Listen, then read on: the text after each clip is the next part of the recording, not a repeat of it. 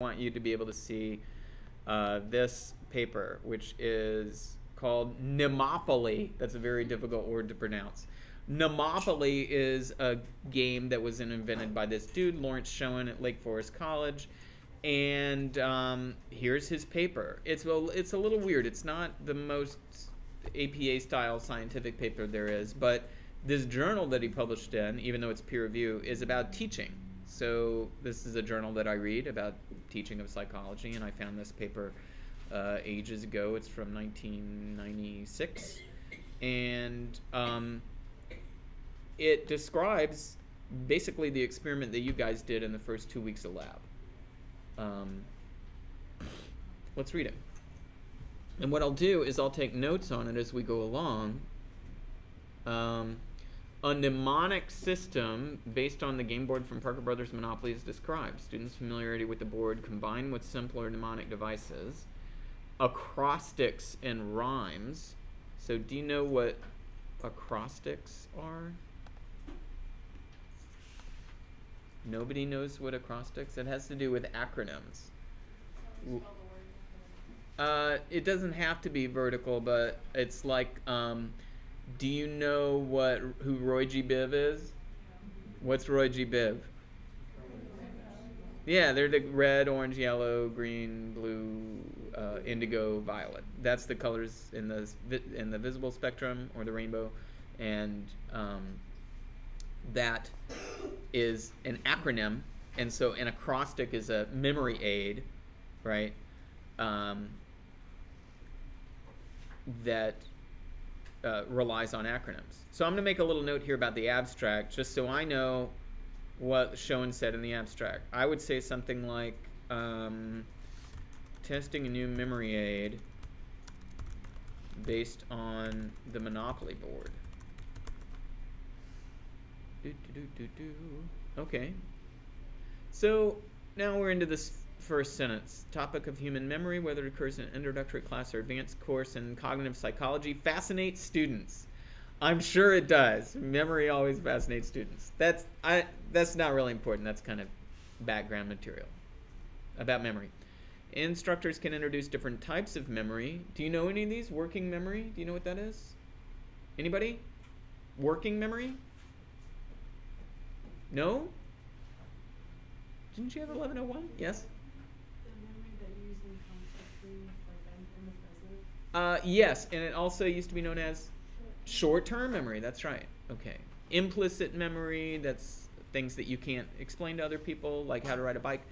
Episodic memory, those are episodes about your life. Autobiographical memory, well, episodic is about episodes in general, and autobiographical is episodic about yourself. Critical question is simply where to begin. Okay, so now he's writing about teaching memory to students.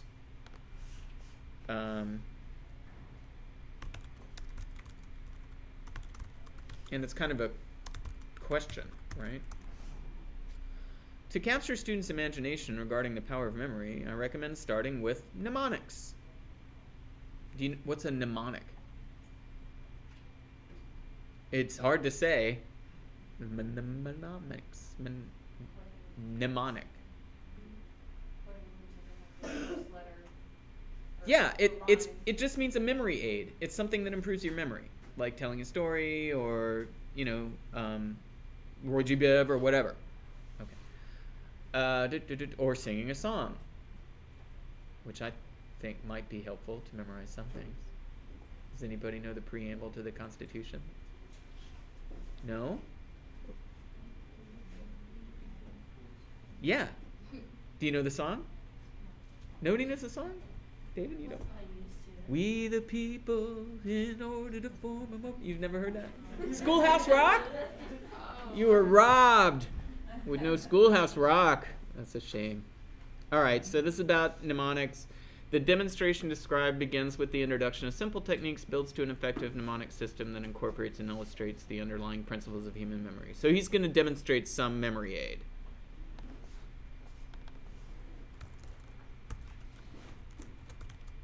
Or he did in the past. Most students are familiar with memory aids such as rhymes, 30 days, half September. Do you know that one? Most people do. No? Seriously? This is amazing. 30 days has September, April, June, and November.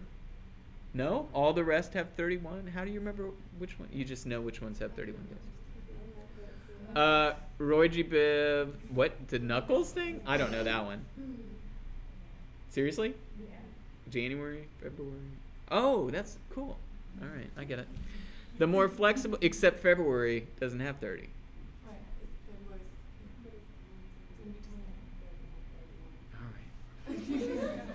right. The more flexible and powerful mnemonic tricks are likely to be novel and intriguing to them.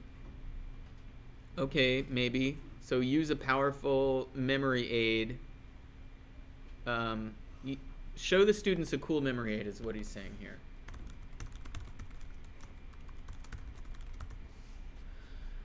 Likely to be known. Higbee, so he's citing a source, discussed 4 main principles common to successful mnemonic systems. But Higbee never said anything like this. These are just the 4 general themes. So he's not quoting.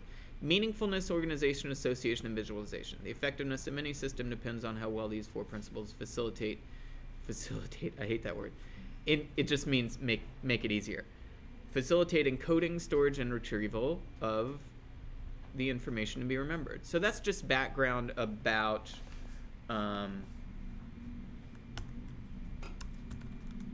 he cited Higbee to illustrate what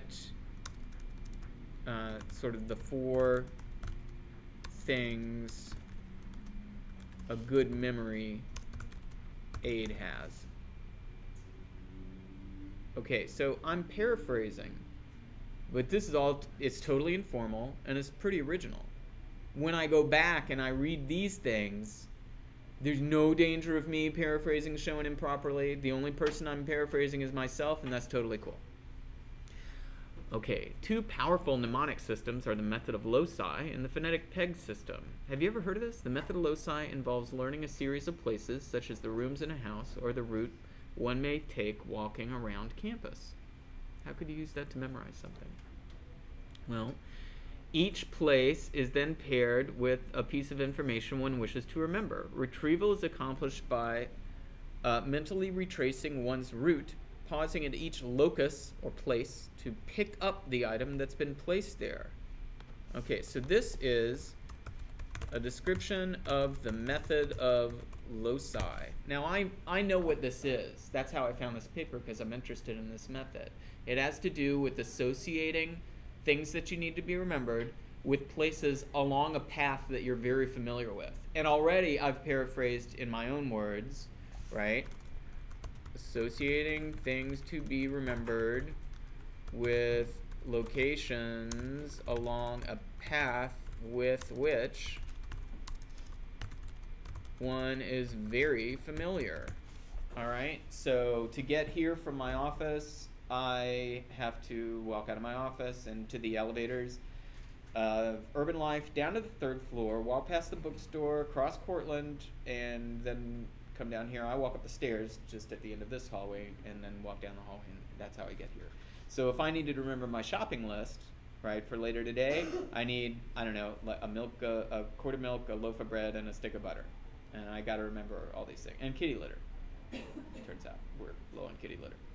So I imagine the things that I need to remember at locations along the path that, I come here almost every day.